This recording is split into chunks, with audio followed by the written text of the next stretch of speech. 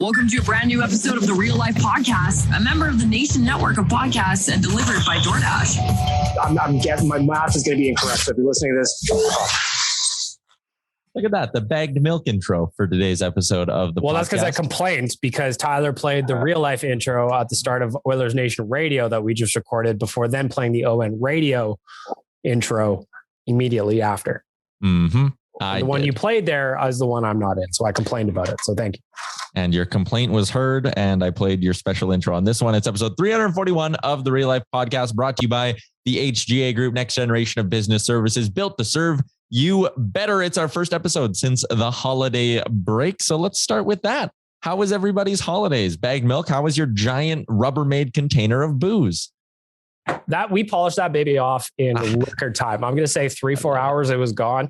We were feeling festive. The mood at the Castle Milk was excellent. The vibes were great. The tunes were blasting. I'm a big fan of Boney M Christmas. We had that going. We played some games, some board games. I love just random board game nights with the fam. So it was excellent. Excellent Christmas. When I worked at Safeway back now, they had a Christmas playlist on loop during the holiday season. And there's only one song on the loop I didn't get sick of, and it was Boney M. Mm-hmm. I always look forward to that track. Boney M is great. I believe they're German group. Yeah, doing a full day shift of the same songs looping over and over again, that'd be rough. Thankfully, that was not the case.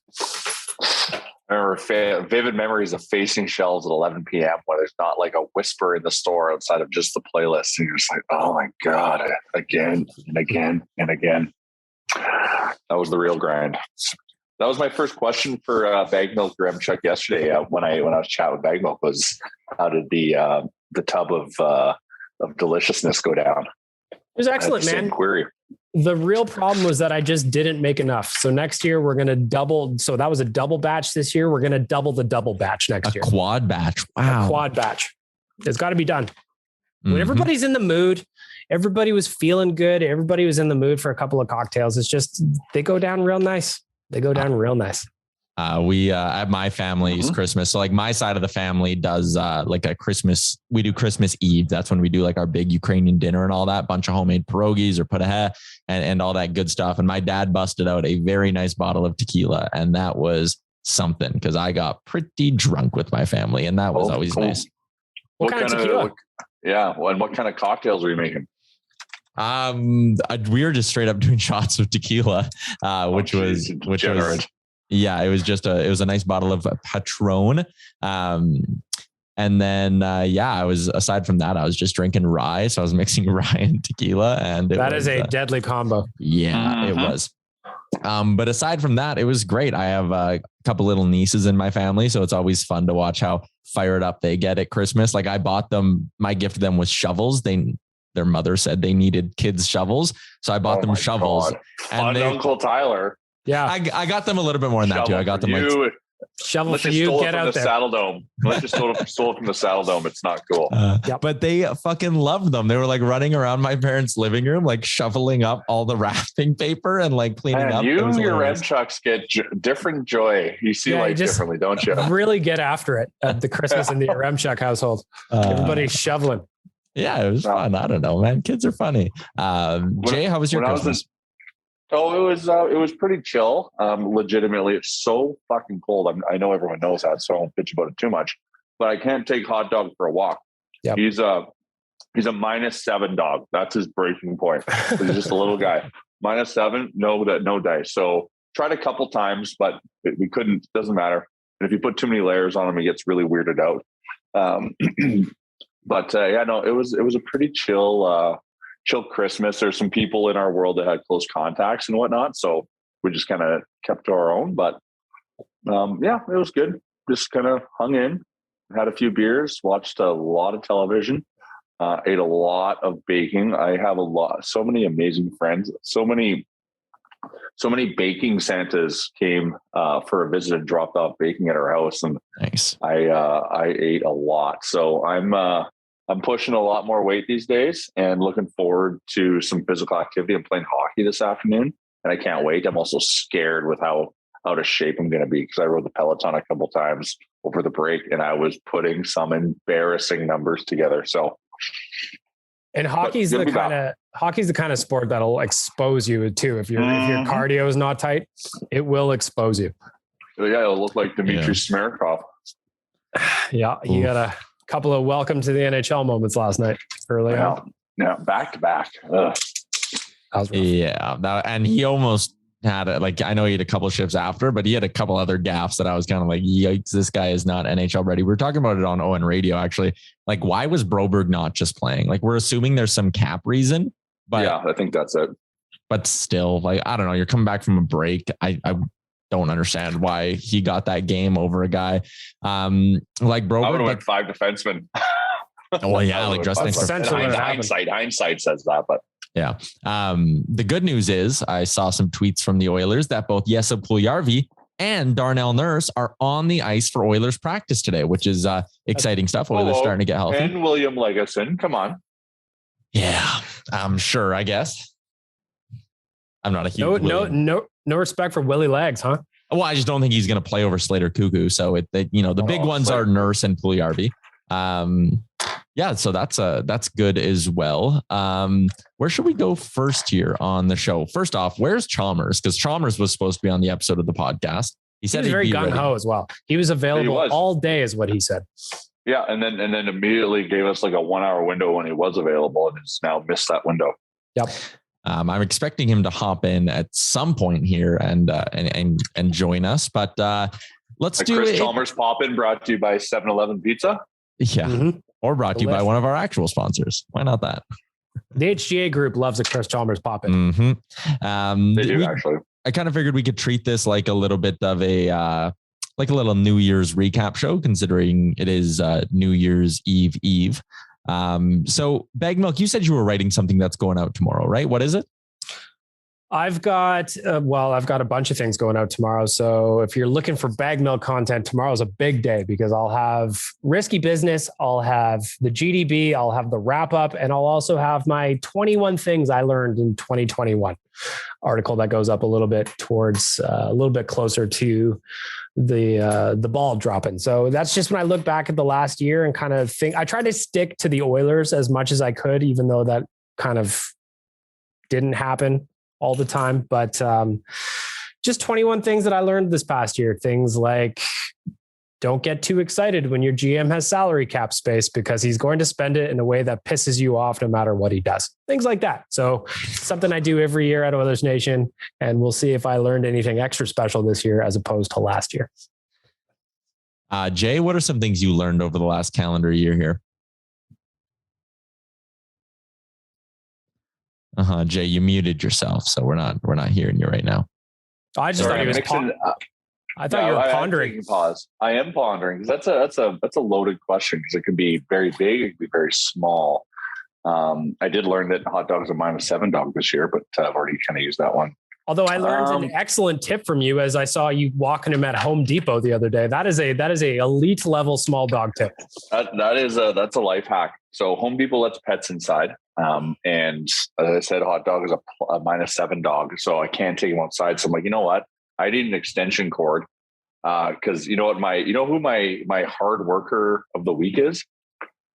Block heaters. Yeah, block heaters. They get a real legitimate shout out. They have been fucking working their asses off. And thank you for my block heater because my truck has started beautifully every time. No qualms. Want to make sure to take care of the thing.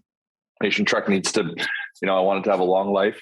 But shout out block heaters. But I needed a longer cord because all of our cords got tied up in the Christmas lights. So that was a great opportunity to take hot dog to Home Depot. And I literally walked him up and down every aisle.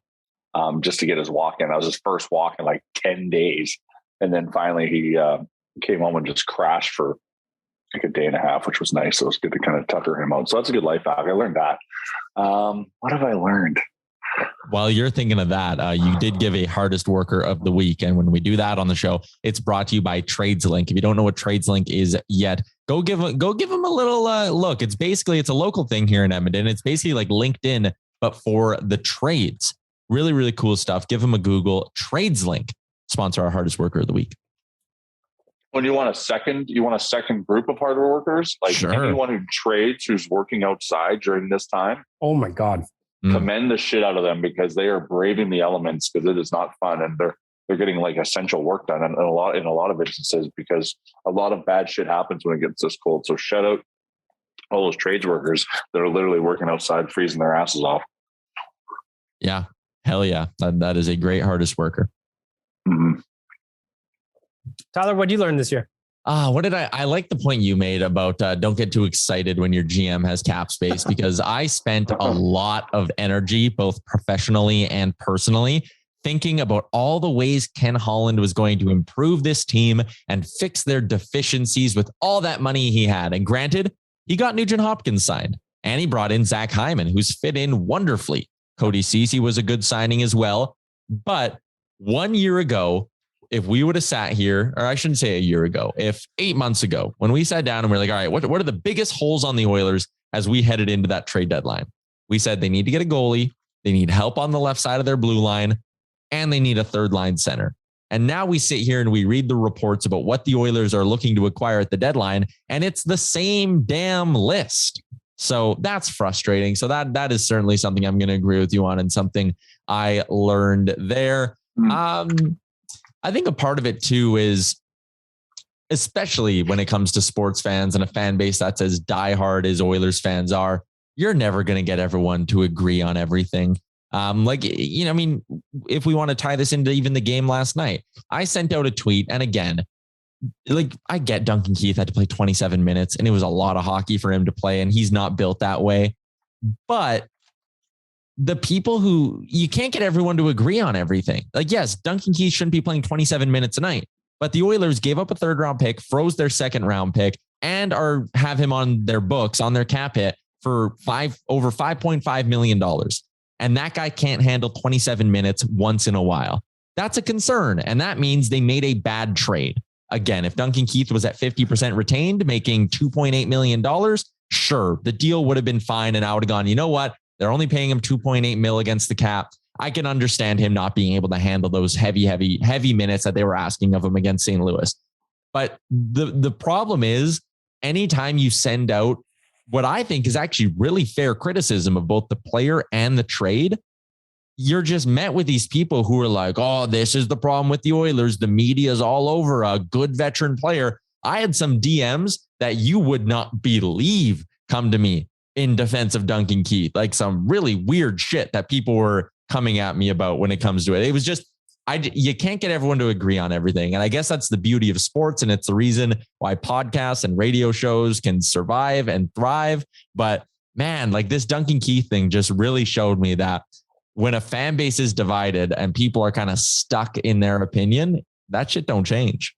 Goes to my Festivus grievances, Tyler. Toxic positivity. Toxic positivity.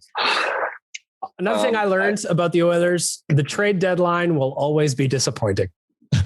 And free. Well, I was going to say free agency, but this year it wasn't too bad. Free agency this year actually treated the Oilers pretty well, but the trade deadline always disappointing. It's either disappointing in the moment or disappointing in hindsight, right? Like you think back to the deadline where they acquired Athanasiou and Mike Green, and they brought in Tyler Ennis as well, and you're like, all right, the Oilers loaded up. Here we go. And then it's like, oh, pandemic. Oh, Athanasiou's gone. Oh, Mike Green opted out. Oh, Tyler Ennis is, Tyler Ennis. That was a disappointing one. And then you go back to last year's deadline and it's like, oh, that just sucked in the moment because they didn't do anything. But yeah, gotta love a good retrospective. Yeah. The thing I learned during this time is, and this is, maybe more on the sentimental side, but, being a year and a bit apart from, doing what we're able to do with events and whatnot, really realizing and understanding how much I missed and appreciated those by able to have the golf tournament and do a viewing party and kind of do some more normal-esque things.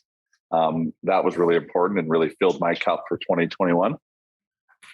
I would also add in, just to tag on to that, how much I learned I've been very productive working from home the last 2 years, I think, but how much I missed a room full of people yelling at each other about the Oilers. We had right before the break happened, we had one of those days at Nation HQ where there was like 9 or 10 people in for the first time ever. And it was just the life in the room. I missed it. Yeah, it was a vibe. It was the vibe. Kuhn was even back for it. He always out the vibe. It was good to have everyone together. And that's where the real good shit comes from. And you miss that when we have to work from home. So it was a nice little window. And now here we are again working from home, but hopefully we can get back together here soon enough. And with the HGA group pop in, Chris Chalmers. What's up, everybody? You're in your truck. Did you not know what time we were recording this at? Dude, okay. So first time, we'll get into why I haven't left my house in a minute, but for the first time all week, I left my house to go check on an acreage that I'm building. Mm-hmm. And I thought I would have enough time to get out here, get back to the house. But when I got out here, in construction, there's a few things that can happen. First off, the gate that gets me into the property, the solar panels were full of snow. So the battery was basically dead to this gate. Now, the gate to the house is probably about 600 yards. So it's not close. So I had to hop this fence in my big boots and my winter jacket and truck all the way to the house. And then when I got there,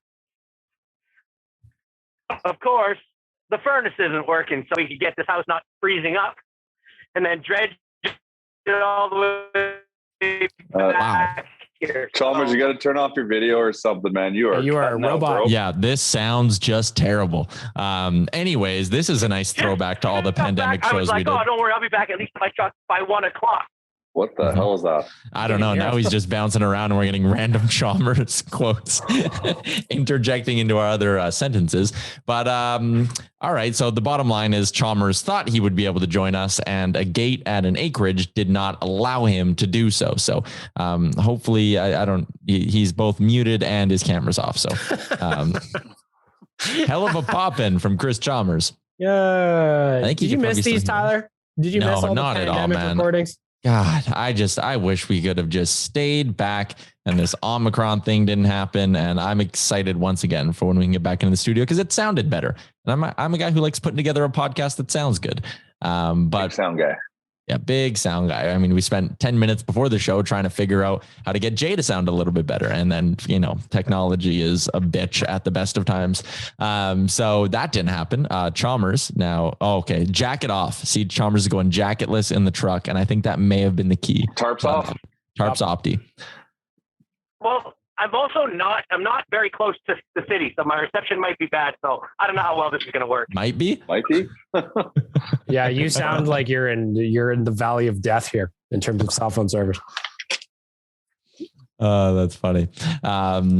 Anyways, we're back to our classic real life shit here with us doing this show mobily. What were we even talking about before Chalmers hopped in? Lessons from 2021. Oh yeah, lessons from 2021. I was going to spin that into my resolutions for 2022. And Bagged Milk, you gave yours on Oilers Nation Radio. I have an article up on the website with some of mine, including where I admit that I was wrong in our debate about are the Oilers tough enough or are they aggressive enough? And the answer to that is definitely no. But Jay, any resolutions for the team you'd like them to have in 2022? For the team? Yeah. I guess some more secondary scoring. We saw blips of it, but I think that would be great. And hopefully, I realize probably trying to get a goalie at the deadline is not realistic. Hopefully, Mike Smith can get back to tip-top shape, and we can play better defensively. There's three resolutions for you. I'll tag on to the toughness thing that's been talked about a lot. I'd love the Oilers to have more of a pack mentality going into next year. There are too many times. I said this on ON Radio before we started this one. I watched a bunch of hockey over the last month and a half or so. There's so many times when teams get into scrums or they're all in it together. Somebody taps their goalie, they hit somebody else, and they all jump into the pile together. You don't see that with the Oilers all that much. And I think if they got that going, I don't know if they need a good line brawl to get everybody on the same page with this or something, but they need to develop that pack mentality where it doesn't just have to be Connor or Leon or the goalie that gets touched.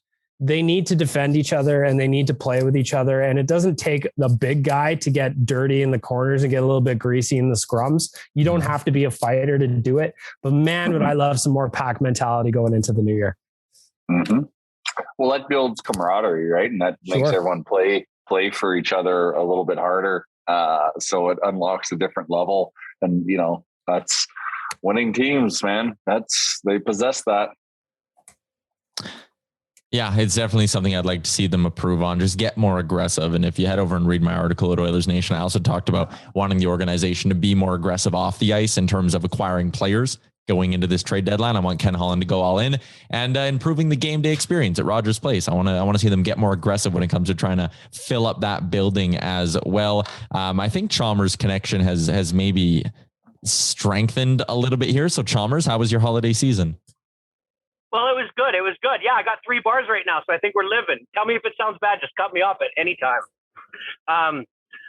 My Christmas season was a little bit different. I don't know if we've talked about it yet, but I got the Omicron virus. I am Omicron positive I just got out of my quarantine yesterday, and I'm feeling good. My whole family got it. At one point, 3 of us were positive, and you wouldn't even know one of us was sick. It was wild, very frustrating. It kind of turned Christmas into a weird season. This is the second year in a row we've been stuck at home because we had a close contact last year. So no family again. A lot of Mario Party, a lot of Mario Kart, and just hanging out at home, man. Trying to make the best of it. That is too bad.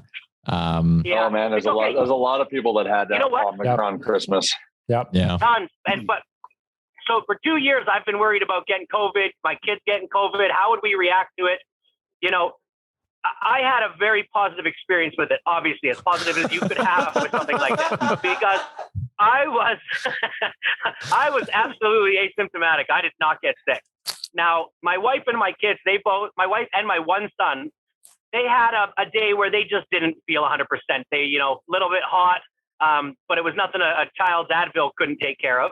And then my oldest son, he's been with us in that house for 12 days, and he has had no symptoms. We've tested him with a rapid test every 3 days. Nothing, no positives, no nothing. And so he just didn't get it. He just simply did not get it. And it's not like we were trying not to get it for him. But, just all this stuff about, you worry about your kids and you worry about them getting it. But the relief that I feel now that one of them's had it and one of them's been super exposed to it and didn't get it, and the one that did had it was it was the most minor cold he's had in the last couple of years. It gave me a lot of relief. But it also made me feel a certain way, which I don't want to get into about the whole thing and about them closing down the World Juniors and about just restrictions tightening. I understand numbers are up, but it made me feel a certain type of way about this because I've seen my kids sick before and I've seen them have colds, and I've been a lot more worried about them at that time than I was this time for something that we've been hunkering down about. But you know what? That's political. It is what it is. Like I said, I'm not the type of person that likes to get into it all that much. I'm just really disappointed with the World Juniors shutting down, that they couldn't have done a tighter system. I mean, I'm sure you guys have already talked about this. It's just devastating. It's devastating for these kids. And Ray Ferraro said it the best I had heard. This is a lot of these kids' biggest moments in their hockey. And it just puts a real cherry on top of this. All right. Yeah, we're gonna mute. You sound like Omicron. Yeah. Yeah, you sound like Omicron. I am gonna try mute Chalmers. Well, to echo on to Chalmers, another hardworking. He's muted. How is this sound coming through? It's because it's delayed. It's what he was saying before he was. It's Okay. So another hard worker performer of the week would be the vaccine. I think Chalmers' very mild experience could be attributed to being a vaccinated individual, and it was doing its job. 100%. So that's a relief. Yeah, he's given us a thumbs up. So even though his audio isn't working, he's listening to what we're saying. So yeah, shout out to that. But yeah, super frustrating to see the World Juniors canceled. Again, my frustration is in a lot of different places, but mainly like you're the IIHF. You pulled off a World Juniors in the middle of a pandemic 12 months ago, and you didn't just copy and paste the format. Like, I get that you wanted to give games to Red Deer, but why didn't you have a bubble in Red Deer? Why were these players having any sort of exposure to the general public? We laughed about Red Deer wedding trending. Like, seriously, there was a wedding in this hotel where you had the players, and it's just the IIHF, they got a little greedy, or they got a lot greedy. And it would have been very simple to pull this off and do it the exact same way you did it last year. Put fans in Rogers Place. That's fine. It would have been fine. But why didn't you have a tighter bubble around this thing? Just blows my mind, and super, super disappointing to see that. I mean, all these kids got to come to Edmonton and Red Deer and had that dream of playing in a World Juniors pretty much ripped from them before it even got going. Yeah, it's a bummer. But what I still don't get is it was 4 cases. Yeah, but we're finding out today that it was more, right? Like, Canada had a positive. Some officials did. I think they said there was even a couple more teams on top of Canada who had positive tests. So I think the idea of it was only 4 when they canceled it, I think the IIHF knew more shit was coming, and that's probably why they did cancel it. And who knows how bad it could have gotten if they kept going, and how many more cases would have popped up, like we saw with some NHL teams. Like, when it gets going in your team, it goes. But I just can't believe they didn't have a tighter bubble for this thing. It's really annoying to see the IIHF drop the ball on this ship. I just feel really bad month for the IIHF. It's been a bad year for the IIHF. I just feel bad for the kids. James Duthie posted a photo yesterday of Team Germany out on the ice at Rogers Place, taking photos with each other before eventually making their way home or to their junior teams or wherever they're going. And I just, like Chalmers said, or Ray Ferraro said, I guess, this is a huge moment for so many of them. Like, I was watching Canada light up Team Austria before the tournament ended up getting canceled. But when Austria scored and you saw how excited they were to get a goal against Canada, and then it happened twice, so they doubled their goal total. I just feel bad for those kids who, this is such an incredible opportunity for them to play on the world's biggest stage at their level. And it just got pulled right out from under them. It's way worse to have the tournament have started and they're working on it and they're going towards, the elimination rounds, and then have it stop as opposed to just canceled outright entirely. So I just feel the worst for the kids that were playing. Yeah, that sucks big time. And I know they've talked about maybe playing it at a later date, and as cool as it would kind of be to get some hockey in like July or whatever, that is the World Juniors, just not the same. Like such a big part of it is the Christmas time, right? You have this weird week right now between Christmas and New Year's where like you don't really know what day it is. You don't really know what time it is at a given point, but you know that there's probably going to be World Juniors on. And now it just feels like super weird to not have that. Chalmers, I think your connection's okay if you want to chime in again on this. Yeah, I apologize. I was going to say, if we wait about another 5 minutes, I'm going to be on a major highway here, and I'm pretty sure I'll have good service. But yeah, Christmas is weird right now. And you're right. I don't know what day it is. And like, that's what World Juniors does for you, is it gives you structure over this time. It just, ever since I was a kid, it provided that structure between, Christmas and New Year's, and then gave you something to do after New Year's when everything was, seemingly over. And you're like, oh God, now I got to get back to work, and resolutions are starting, and we still got World Juniors to look forward to, right?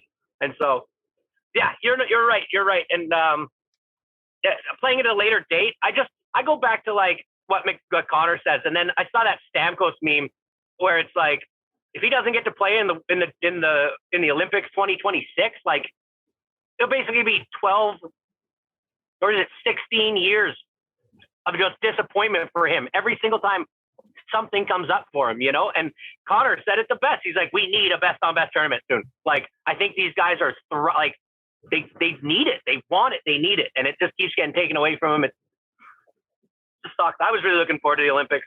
Like really, really, really looking forward to the Olympics. And well, it's even weird that the Olympics are just over a month away and all this shit is going on. Like, is it actually going to happen? It seems like it, but who knows? Well, they're trying to create a bubble, right? Like it's a demarcated area where you can't, unless you're part of the bubble, you can't, I think, leave or enter. So I think they're trying to. Summer Olympics pull it off. Like, why can't the Winter Olympics pull it off? So that's true. The Summer Olympics, though, they just bumped it a year, hoping it would get better. I mean, obviously it did. Yeah. It was weird though, having fanless Olympics. It was weird. Like I get like I'm happy the players are speaking out saying I like that, like this is taken away from us and I'd want to go, but like I also get like being stuck in a weird bubble in a faraway country for 5 weeks would be kind of weird too. So like I get like avoiding that, but you know, if the players want to play, let them play.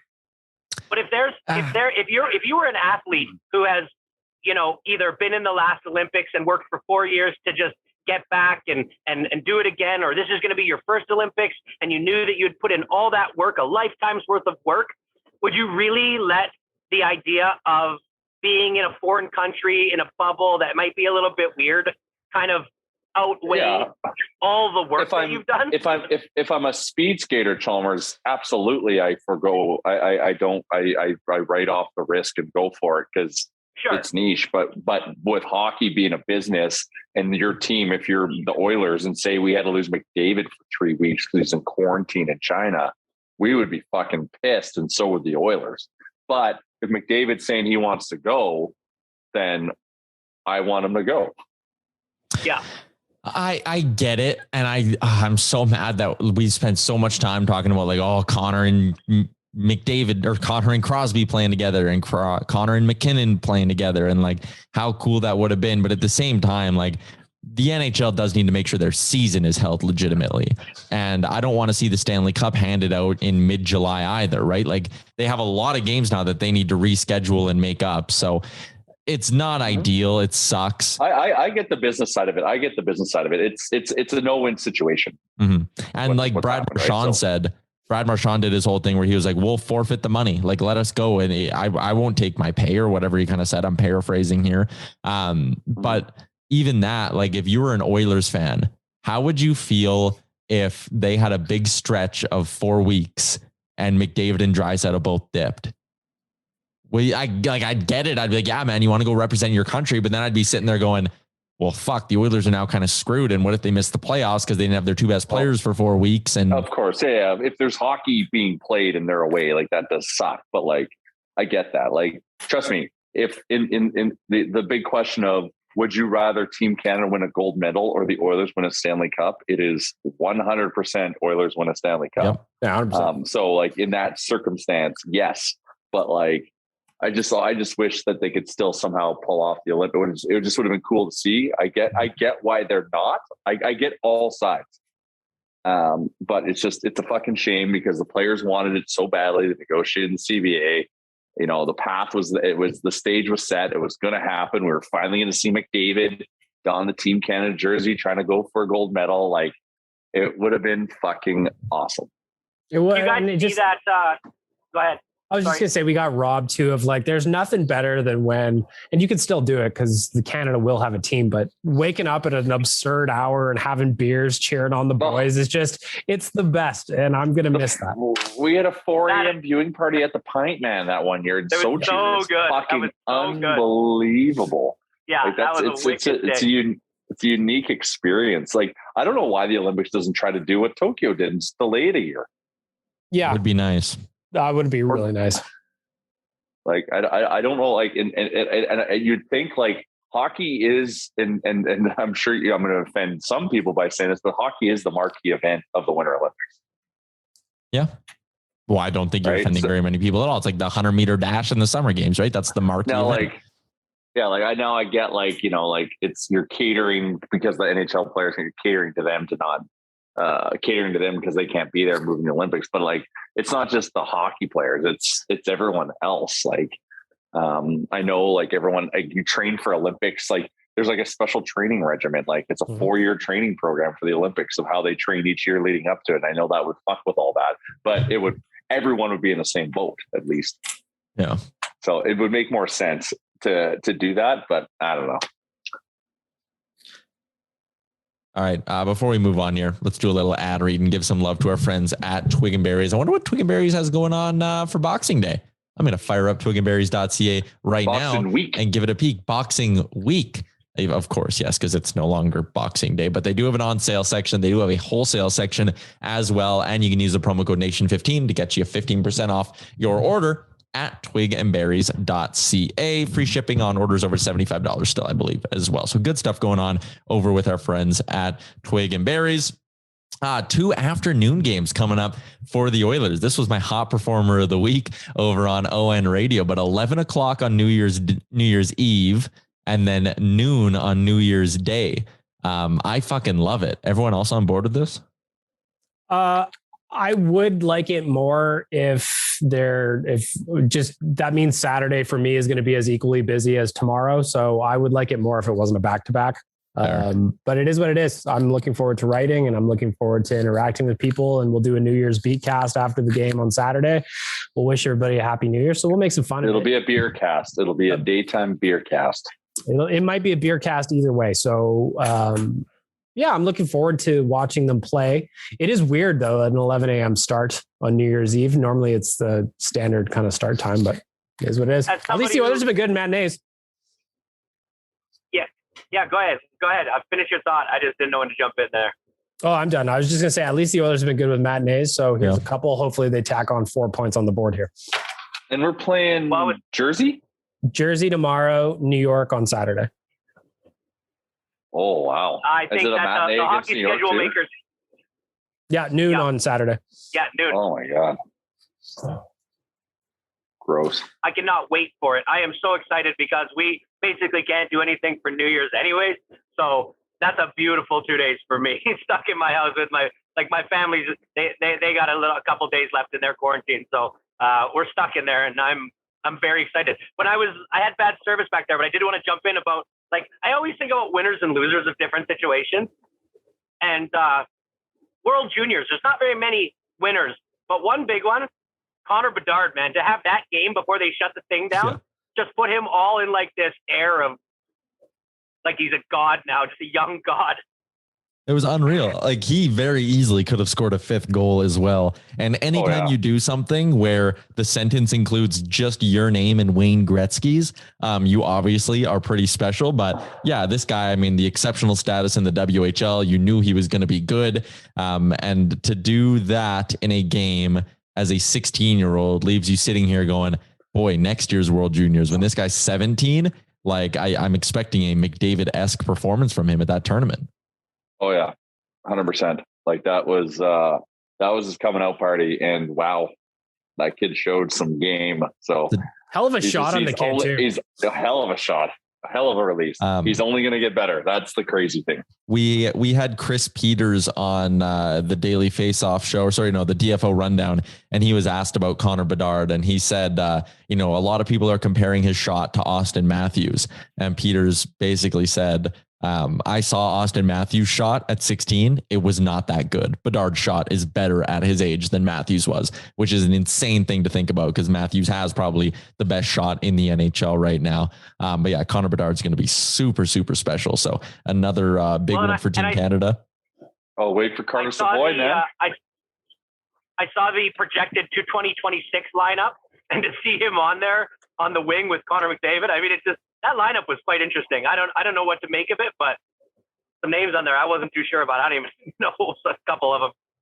I love that already. How the Olympics this year, it didn't work out for the NHL players, so we're already projecting for 2026. I find that very funny. That's all we got.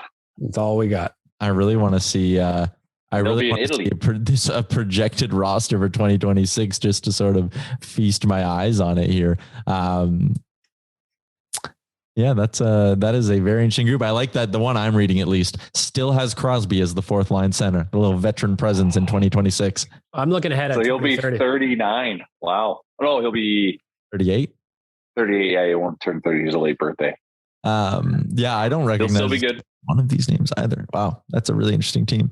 Carter Hart and Sebastian Cosa as the starting goalies. That's really interesting.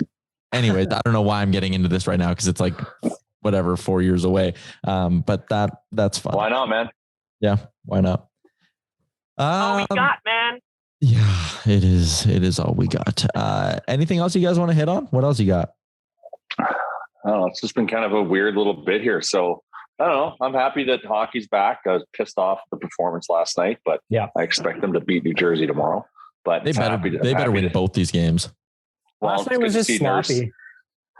Well, it was sloppy. But we played well enough to have a chance to win that game, or at least certain elements. At least, but those Samarkov gaffes, that Keith gaff, those were like crazy good chances we gave up, and they buried on all of them. We didn't do ourselves any favors, but I thought we created a lot of offense. I can't believe Connor didn't score there. I can't believe Fogle didn't score there. We created chances. So we did. In some aspects of the game, we did enough to win, but obviously there were some big mistakes that St. Louis cashed in on, and that what was did you think of Smith? The annoying thing. I thought Smith was fine. He was fine. The puck mover Smith was still there. He was out and aggressive and all that stuff. So I thought Smith was perfectly okay. Good first game back. Yeah, I was more nervous about him having rust to knock off than he showed. I mean, some of those goals he had no chance on them. So. He was all right. I expect him to be better tomorrow against New Jersey, provided he plays. He's going to play one of the next two, but I would imagine it's tomorrow. Are we at all surprised that they sent Skinner down and didn't try to put Koskinen through waivers or something? I think Koskinen has a no movement clause.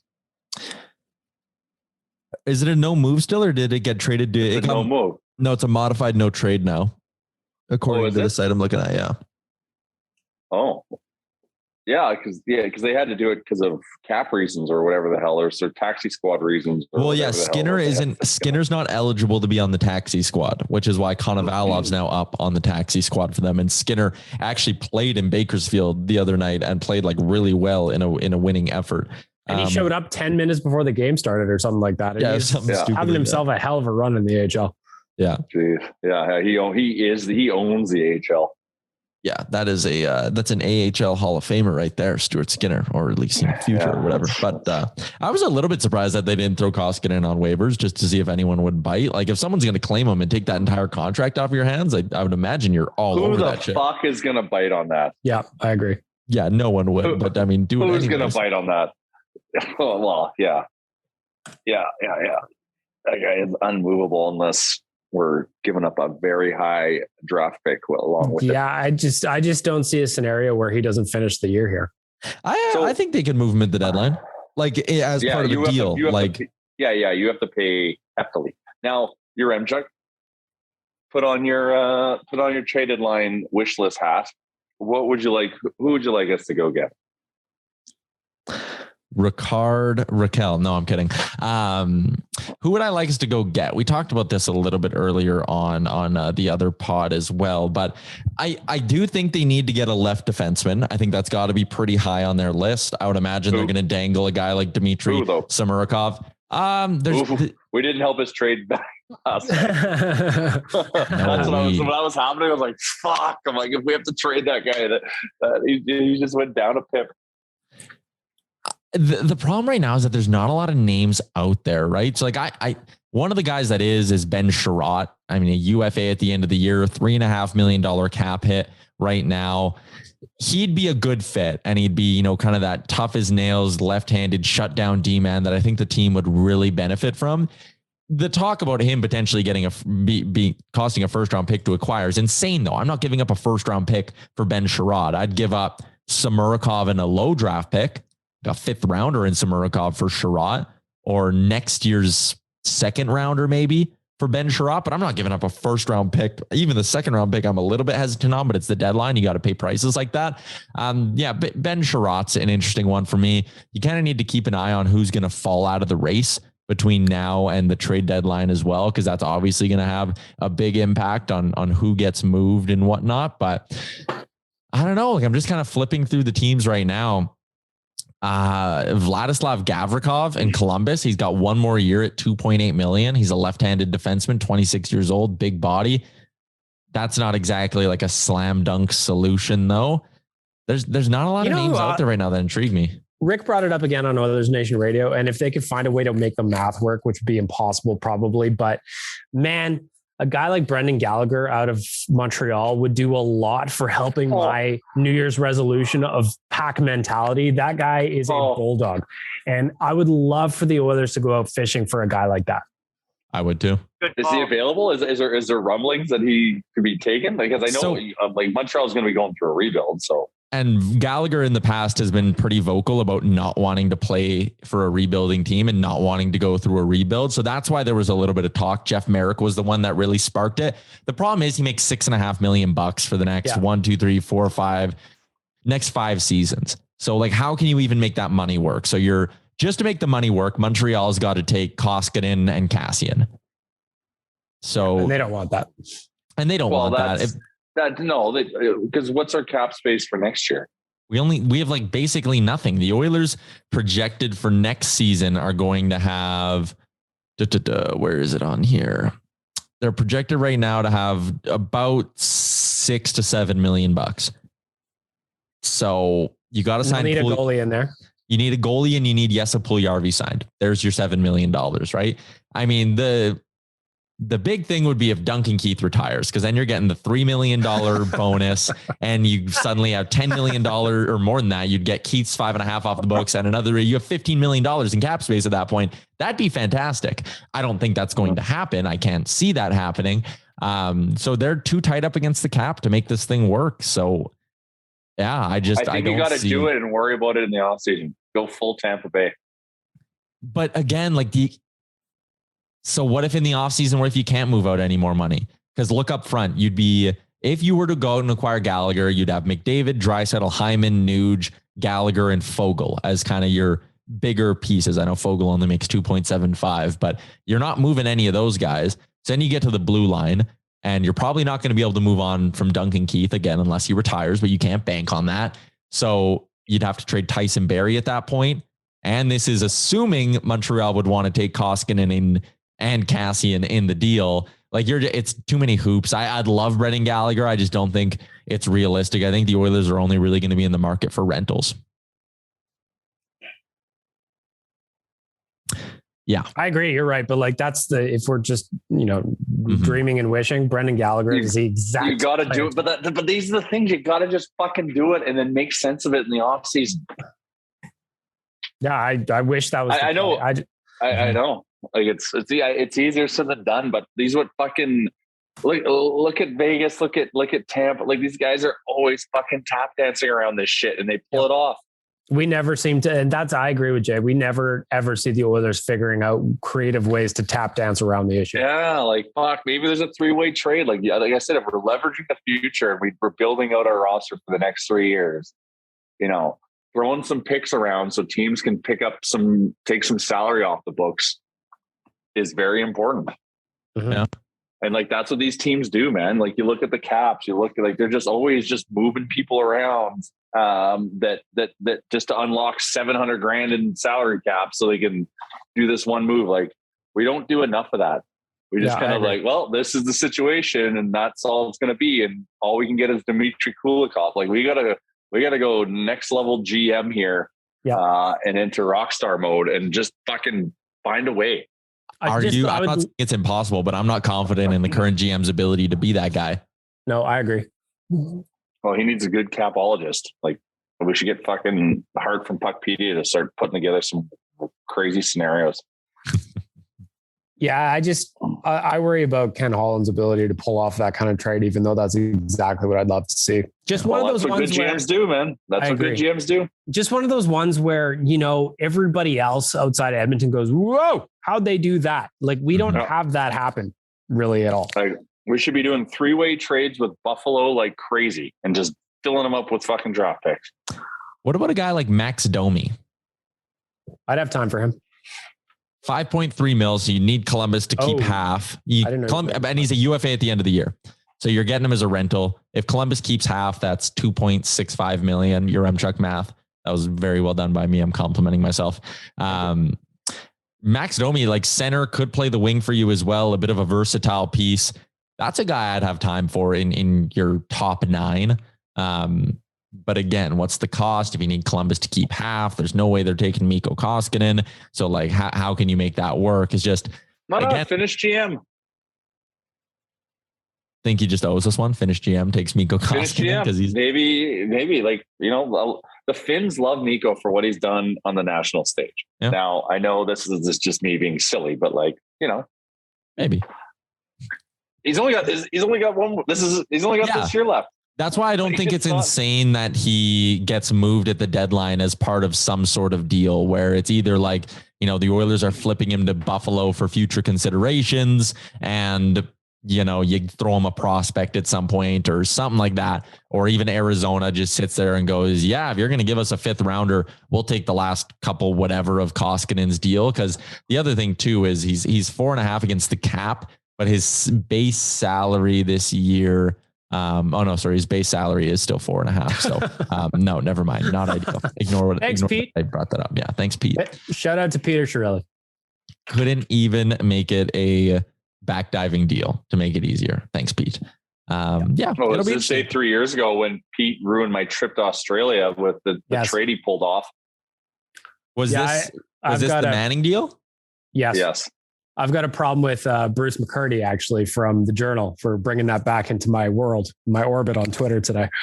I'd forgotten about it. Yeah, that sucked. And again, though, that's why, like, when we talked about what could the Oilers do to spark this, like, I don't think going out and just making like an off the cuff, like I'm going to mix it up with a trade, like that shit doesn't always go well for you when you just sit there in desperation and are like, well, we got to make a deal. You're not mixing it up. You're like going out and getting a really fucking key, awesome piece like that. That sends an amazing signal and sign to the team. But that deal's not out there right now. Something like that. Well, a lot of these big fucking blockbuster deals aren't out there. They just get pulled off, man. We got to start fucking. We got to go Kevin Lowe in 06 mode, man. We can shit on him for a GM, but what he pulled off in 06 was fucking magic. Well, because if you look back at that, he picked up old Tricky Dick Tarnstrom and Spacek earlier in January, February, I believe, if I remember correctly. Those weren't deadline pickups. He got those done earlier. Yeah. They could benefit from a few trades. I just don't know if it's in the cards right now. I think it's going to be. I just don't believe Ken Holland can do it. They just need to be like, that's the thing. Like we need to do stuff. Like if we're going to start taking runs, it is blatant where we are deficient. And the fact we're just going to sit on our hands and just hope for a different outcome, even though the pieces aren't there to create it, is getting fucking silly. And we got to do it. The time is now. Do it. Fucking do it. Well, and I would have no idea, but organizationally, you'd think some seats are heating up a little bit, right? You would hope. Yeah, you would hope for sure. I just don't know that they are. This is the Oilers. I am not feeling very optimistic going into 2022 after recording these 2 podcasts that we did today. It's like, they better fucking win these next 2 games to restore some sort of faith here, because I am fully living and dying with the roller coaster ride that is this season. And right now, after that loss and after looking at the options for the deadline and the cap situation going forward, it's really easy to sit here and get pretty fucking bummed out, which sucks. Let's just do some shit. Yep. Let's just do some shit. Do some shit. Do it. I wonder, like, even just the rumblings are growing for why the Oilers should look for a coaching change. Is that the kind of shakeup they need? I don't know. Ken Holland doesn't generally do it, but Dave Tippett has also said he has no interest in negotiating a new contract mid-season, and this is the end of his deal. If he's not, is he in it 100%? I don't know. I'm just asking questions, as they say. And that's something that Rick brought up too. Like, a coach goes, I'm going to let the year play out and then decide. I kind of sit there and go, do you not believe in this team's ability or your ability to guide them to a Stanley Cup over the next 3 years? Because if you don't, then. Or is he not believe in his GM's ability to support him with what he needs? Well, then either way, something's got to give. Either way is a problem. I agree. I can't see coaching the 2 best players in the world, that him waiting and seeing is him questioning either himself or his team. I believe it's him questioning what more he can, how much support he's going to get, like in a deadline deal or something else, because that just makes no sense. Maybe he's questioning the team right now. I mean, you got the two best players in the world, making it work, and then like Puljujarvi, Nugent, Hyman, all these supportive players, make the most out of them, get the best out of them. Quickly before we wrap up, you only got a couple more days left in the calendar year, which means a couple more days. Use the promo code OODLE2021, gets you $7 off your order of $30 or more when you combine it with DoorDash. So go on DoorDash. You can either use the promo code RealLifeDD if it's your first order, or OODLE2021 teamed up with Oodle Noodle, and save yourself some money here. You don't want to be cooking on New Year's Eve. Come on. Quickly before we go, cold as shit outside. Chalmers, have you been working on the outdoor rink? What's the latest? No, since it got really cold, I haven't done a damn thing. It's being nicely hibernated or insulated with snow on top of it. When I finally go out there to do some work on it, which is going to happen this weekend, since it's going to be nice, it's going to be beautiful. I just know it because it went to bed with all the snow and cold very nice. But no, we haven't been doing anything outside. My dog won't even go. He doesn't even want to go outside to throw a ball around for 20 minutes. Yeah, take him to Home Depot, Chalmers. Take him to Home Depot. Yeah, I know. I saw you do that. But one other thing before we leave, I want to apologize. I wasn't prepared to talk fantasy football. The guys in our fantasy football league, the Nation League, the guys that supported us from day one on this podcast and on that fantasy football league, I got to apologize to them because driving with a bad connection, not a great time for me to break down the league and give them all their due props. So it is coming. Okay. Sounds good. We'll have that to look forward to next week and more. We'll recap a couple of Oilers games on Monday as well. Shout out to DoorDash, Oodle Noodle, HGA Group, Twig and Berries, TradesLink, Tourism Jasper, who, I mean, fuck, I hope the weather's better when we do some stuff with them, and fansfirst.ca. That's going to do it for another episode of the Real Life Podcast. Busy game day tomorrow and the day after around Oilers Nation. So keep it locked and all that good stuff. Enjoy your weekend and Happy New Year. Thanks for listening to another episode of the Real Life Podcast. Don't want to miss any of our nonsense? Hit the subscribe button and give us a follow on Twitter and Instagram.